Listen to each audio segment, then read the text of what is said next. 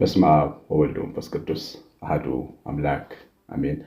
የተወዳችሁ የእግዚአብሔር ልጆች ብሩካን ቤተሰቦቼ እግዚአብሔር አብ የወደዳችሁ ጌታችን ኢየሱስ ክርስቶስ የሞተላችሁ መንፈስ ቅዱስ ሀብተ ወልድ ስመ ክርስትናን የሰጣችሁ የተባረከውን የቅዱሳን ቤተሰብ ያደረጋችሁ እኛ በህብረት ነው የምንኖረው በሰማይ መላእክት ከሰማይ መላእክት ከበኩራት ከጻድቃን መናፍስት ነፍሶች ጋር ከቤተክርስቲያን አንድነት ጋር እንድንኖር ያደረገን አምላካችን እግዚአብሔር ሁሉ ገዢ የሆነ ንጉሳችን ኢየሱስ ክርስቶስ አምላክ የሆናችሁ መድኃኒት የሆናችሁ ሁላችሁ ደህና ቆያችሁ። ሁሉን የሚችል አምላክ ክብር ምስጋና ይገባዋል። እግዚአብሔር ልጆች እንደ ሰብአ ሰገል የሚለው መርሃ ግብራችንን ጀምረናል። ዛሬ ማታ እንደዚሁ እንቀጥላለን። እንድትሳተፉ እንድትመጡ ወርቅ ዕጣን ይዛችሁ ከርቤ ይዛችሁ ወደ እመቤታችን እንዲሁ ወደ መድኃኔዓለም ወደ ሕፃን እንድትመጡ አጋፔ ቤተሰቦች ፕሮግራም ነው። የፕሮግራም በዋናነት በእኛ የሚሰራ ነው። ይህን ትልቅ በረከት እንድትሰሩ ዝቅ ማለት ይፈልጋል። ቀላል ነገር አይደለም። ሰብአ ሰገል ወደ በረት ሲገቡ ትልቅ ሰዎች ናቸው፣ የጥበብ ሰዎች ናቸው፣ ነገስታትም ናቸው። ግን በትልቅ ግመል ላይ የመጡት ወርቅ ይዘው የመጡ ሰዎች ግን ዝቅ ብለው በረት ውስጥ ነው የገቡትና እንደሱ መሆን ትልቅ ነገር ነው። በርቱ። 9114138 ስልኬ ነው። ዋትሳፕ ቴሌግራም ላይ ያለው የምታደርጉትን በረከት አሳውቁኝ። እግዚአብሔር እናንተን ዘራችሁን ይባርክ። ዛሬ በተለየ ሁኔታ ከስሜት የተነስቼ ነው ማስተማር የፈለግኩት። አንዳንድ ጊዜ እኛ አገልጋዮች የምንፈተንባቸው ፈተናዎች አሉ። የመጀመሪያዎች ፈተናዎች ዝም ብሎ ብቸኝነት ስሜት እንዲሰማን፣ ማንም አጠገባችን እንደሌለ እንዲሰማን የምንሆንበት ጊዜ አለ። ምንናገረው የማይደመጥ እና የምንሰራው ማይከናወን የሚመስለኝ ጊዜ አለ። ብዙ አገልጋዮች የእግዚአብሔር አገልጋዮችን ቀረብ ብላችሁ ብትጠይቋቸው ይሄ የስሜት ፈተና አለባቸው። ስሜታዊ ፈተና የሚመጣው በልባችን ሀሳብ በማስገባት ከሚዋጉን መናፍስት ነው እና ከእግዚአብሔር ሀሳብ ከእውነትና ከሁኔታው ጋር የሚገናኝ አይደለም እና ውስጣችን ከሚገቡት መጥፎ ጨለማ ድምፆች ነው የሚመጣው እና ይሄ የቀሲስ አሸናፊ ብቻ አይደለም ችግሩ። የብዙዎቻችን የብዙ አገልጋዮች የትልቅ አባቶቻችን ጭምር ነበረ። ለምሳሌ አባት አብርሃም በዚህ አይነት መንፈስ ይፈተን ነበረ። በእግዚአብሔር ላይ አምኖ የወጣ ጨካኝ ሰው ነው። ለእግዚአብሔር ያለውን እምነት በቃ በጭካኔ ያሳየ ሰው ነው። ልጁን አጋድሞ ለመሰዋት ወደኋላ ያላለ ሰው ነው። እንግዲህ አብርሃም ማን ይወዳደረዋል በእምነት? ግን ደግሞ የሆነ ቀን ደግሞ ሲተክስ ታዩታላችሁ እና ከዘፍጥረት መጽሐፍ በጣም የሚያስገርመኝ ክፍል ዘፍጥረት ምዕራፍ 15 ነው። አብርሃምን ኦዘመ። በቃ የሆነ ቀን ብርትት ጥንክር ያለው ሰውዬ፣ ጭክን ያለው ሰውዬ፣ ተግባራዊ እምነት ያለው ሰው፣ ስራ ያለው እምነት ያለው ሰው፣ እጀ ብርቱ ክንደ ብርቱ የሆነው ሰው ደግሞ እኔን ማን ይወርሰኛል በቃ ብሎ ተስፋውን ረስቶ እግዚአብሔር የተናገረውን ቃል ረስቶ ሲተክስ ስታዩት ይህን ስሜት ምን አመጣበት ብለን እንድንጠይቅ ያደርገናል። ቅድም እንዳልነው በልብ ውስጥ የሚገቡ ድምፆች ናቸው። አያችሁ፣ ቅዱሳን መላእክት እኛን ያገለግላሉ። መንፈስ ቅዱስ እኛን ይናገራል። እግዚአብሔር አብ ጸንቶ ይተክለናል። ጌታችን ኢየሱስ ክርስቶስ መምህራችን ያስተምረናል። በዛው ልክ ደግሞ ርኩሳን መናፍስትም ደግሞ ይናገሩናል፣ አብዝተው ይናገሩናል። ያ ድምፅ ውስጣችንን ሊቀይረው ይችላል። እየበረታ ሲመጣ ወይም እሱን በመስማት ልባችን ዘንበል ሲል ያው በምንሰማው ልክ ነው የምንፈተነው። እግዚአብሔርን ጨክነን ስንሰማ ደግሞ እንበረታለን። የሚገርማችሁን ያው እንደዚህ አይነት ስሜት የተሰማኝ ነበረና ከዛ መኪና የነዳው እንደዛ ስሜት እና ተበሳጨው በዛ ስሜት። ለምንድን ነው እንዲህ አይነት ስሜት የሚሰማኝ? ምክንያቱም እግዚአብሔር ከኔ ጋር እንዳለ ማመን ሰው ነኝ። በመንገዴ ሁሉ እንደ በኩር ልጅ የሚያኖረኝ አገልጋይ ሆንኩኝ ካውቃለሁ እና እግዚአብሔር ሙልቅቅ አድርጎ ከሚያኖራቸው በጣም ከሚሰማቸው ከሚወዳቸው አገልጋዮቹ አንዱ እንደሆንኩ ማመን ሰው ነኝ እና እንደዚህ አይነት ስሜት ተሰማኝ እና ስሜት ሲሰማኝ ግን ራሴን ወቀስኩ። አሁን ሁለት አይነት ነገሮች ይፈጠራሉ በሰው ስሜት ውስጥ። አንዳንዶቻችን እንዲህ አይነት ስሜት ሲሰማን ቶሎ ብለን እግዚአብሔር እንወቅሰዋለን። በቃ ከስሜታችን ጋር አብረን እንሰራለን ማለት ነው። አንዳንዴ ደግሞ ራሳችንን የምንወቅስበት ጊዜ አለ። እኔ የመረጥኩት ሁለተኛው ምርጫ በራሴ ነው ወቀስኩ። ያደረገልኝን ያለፍኩትን የኤርትራን ባህር መሻገሬን አሰብኩ። እኔ እኮ እስራኤል ነኝ፣ በዓይኔ ፊት ውሃ ሲከፈል አይቻለሁ።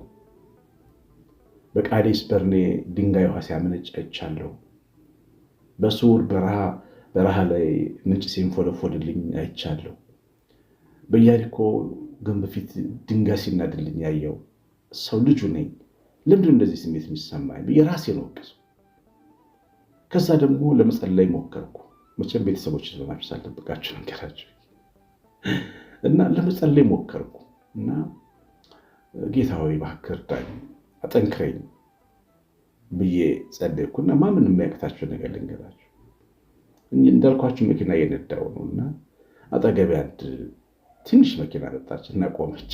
የነዳሁ ከፊት ለፊት ተገድጄ መቆም ነበረብኝ። ምክንያቱም አትክልት ተራ የሚባል ሰፈር አለና እዛ ውስጥ ከአትክልት ተራ የወጣች ዕቃ የጫነች መኪና ነች። ቁሽብ ያለች መኪና ነች፣ የኔ ነች እና ቆመች። እላዩ ላይ ግን ብርሃን የሆነ ጥቅስ ተጽፎባታል እና እግዚአብሔር ደካማውን ያበረታል ይላል ጥቅሱ። አንተ ደካማን ያበረታል ማለቱ ነው። በቃ ተደሰትኩኝ። ያው ሁለት ነገሮች ነው የሚያስደስቱኝ። ጥያቄ ስትመልስልኝ ብቻ ሳይሆን እግዚአብሔር አብሮኝ እንደሆነ ሁልጊዜ ሳይ ደስ ይለኛል። ተደሰትኩ።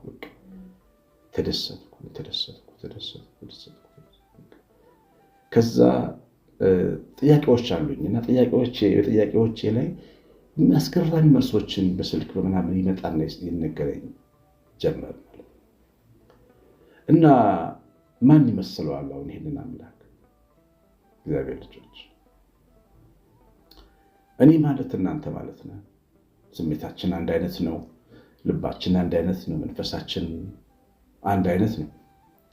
የተለየ ሰው አይደለም እዚህ ውስጥ ያለ። ሁላችንም አንድ አይነት ነው። ድካማችን አንድ አይነት ነው። እኛ ብቻ አይደለንም፣ የትናንቶችም አበው። ነቢዩ ኤልሳ በጣም ኃያል ነቢይ ነበር። ኃያል መሬት አንቀጥቅጥ የነበረ ነቢይ ነበር። ነገስታት የሚፈሩት የሚጨነቁለት የሚታዘዙለት ነበር። በዘመኑ አካብ የተባለ ንጉስ ነበር እስራኤልን ይገዛ የነበረው እና በጣም ይፈራው ነበር። ምክንያቱም ከኤልያስ ጋር ሰማይን ማብራ ቆማ ነበር። ኤልያስ ከብስጭቱ የተነሳ ሰማይን እንዳዘንብ ሲላት እንዳዘንብ ሆነች ማለት 3 ዓመት። ከዚህ ሰው በላይ የሚፈራ ማን ነው? ከአካብና ከኤልዛቤል አማልክት ጋር ኑ እንወዳደር፣ የኔና የናንተ አምላክ ይወዳደር ብሎ በቀርሜሎስ እግዚአብሔርንና በዓልን አወዳድሮ እግዚአብሔር የእሱን መስዋዕት በሰዓት ወርዶ እስኪበላ ድረስ ራሱን የሚገልጥለት ነቢይ ነው ኤልያስ። በጣም ድንቅ፣ ሞትን ሳያይ በሰዓት ሰረገላ ሄደ ነው። ግን የሚገርማቸው አሁን የምለው ስሜት የተሰማው የነበረ ሰው ትልልቆቹም በሰዓት ሰረገላ የተቀመጡም ሳይቀር የተሰማቸው ስሜት ነው። በሞት ይሻለኛል ለምን አትገለኝም ብሎ ጭንቅላቱን በጉልበቶች መካከል ቀብሮ ተንበረኮ አልቅሷል። በቃ እኔ አንተን ከማመልክ ሕዝብ ጋር ብቻዬን ምን እሰራለሁ ብሎ ቅናቱ፣ ንዴቱ፣ የመሞት ፍላጎቱ ከእግዚአብሔር ክብር ጋር የተገናኘ ነው። አንተ ተነስተ ምን ነው መኖር ለኔ? አንተ ተክደ የኔ ክብር ምንድን ነው? የኔ እንጀራ መብላት ምንድን ነው? አንተን ትውልድ ረስቶ የኔ በሳት ሰረገላ መሄድ ምንድን ነው? ግደለኝ። የመንፈሱን ድካምም ጭምር ነው የሚያሳየው። እግዚአብሔር ሳይገል ያድናል። ሳይገል ክብርን ይገልጣል። መፍትሄ የምንሰጠው እኛ ገላግለኝ፣ ውሰደኝ ገላግሎ ወስዶ አይደለም። በህይወታችን ቆመን በሰው ሁሉ ፊት ያዘጋጀው ማዳንን ያሳየናል። ችግር የሌለበት አምላክ ነው የኛ አምላክ፣ ሁሉን የሚችል አምላክ። ግን ትልልቆቹም ሳይቀሩ ይህ ስሜት ይሰማቸው ነበር እና ይህ ስሜት ቢሰማችሁ ድንቅ እንደሆነ አድርጋችሁ እንዳታስቡ ነው ቤተሰቦች።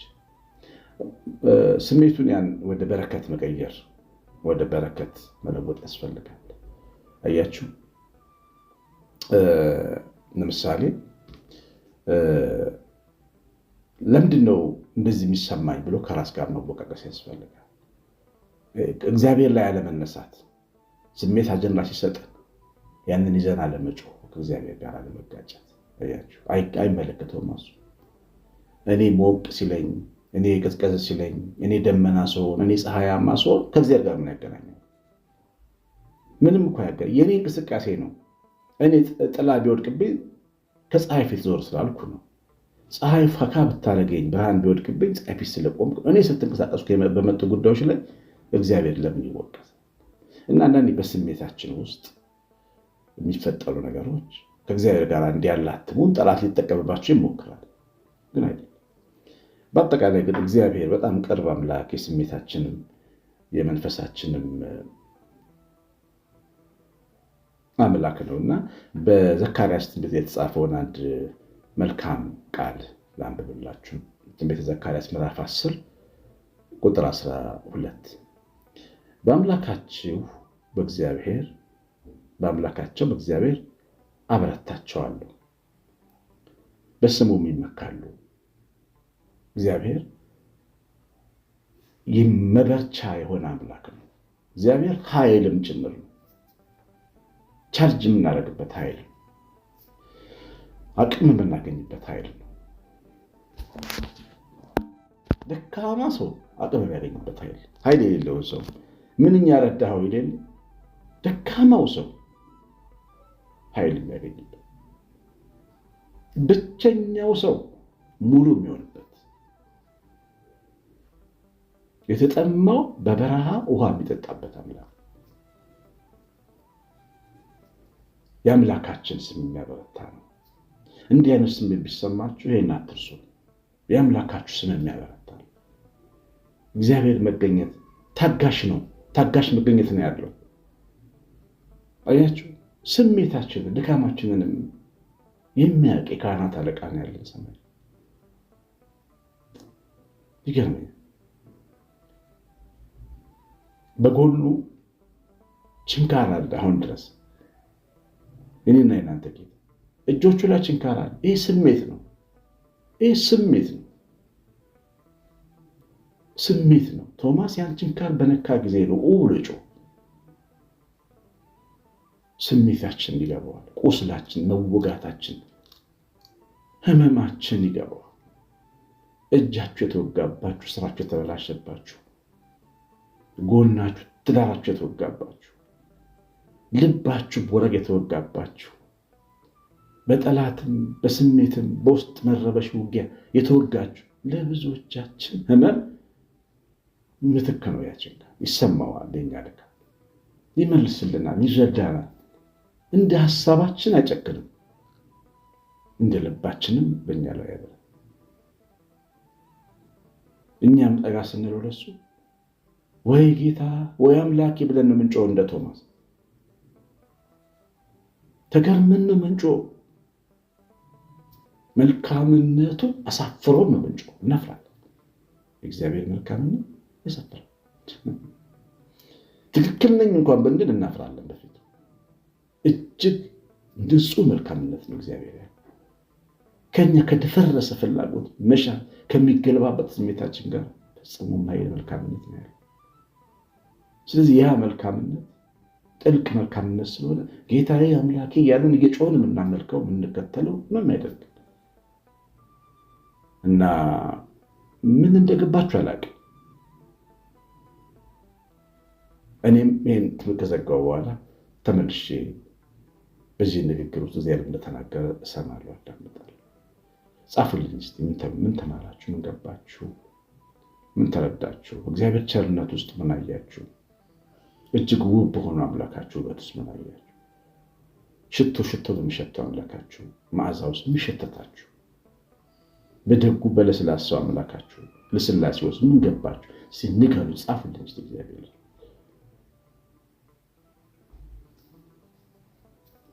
እግዚአብሔር ባርካችሁ። እግዚአብሔር ቸርነት የእናታችን የእመቤታችን ረድኤት በረከት የምለን ጥበቃ አብሮን ይሁን። እንደ ሰብአ ሰገል መርሐ ግብራችን ማታ እንገናኛለን። ኑ ወርቅ ይዛችሁ፣ ዕጣን ይዛችሁ፣ ከርቤ ይዛችሁ ለዚህ ደግ አምላክ ቤቱን እንስራለን።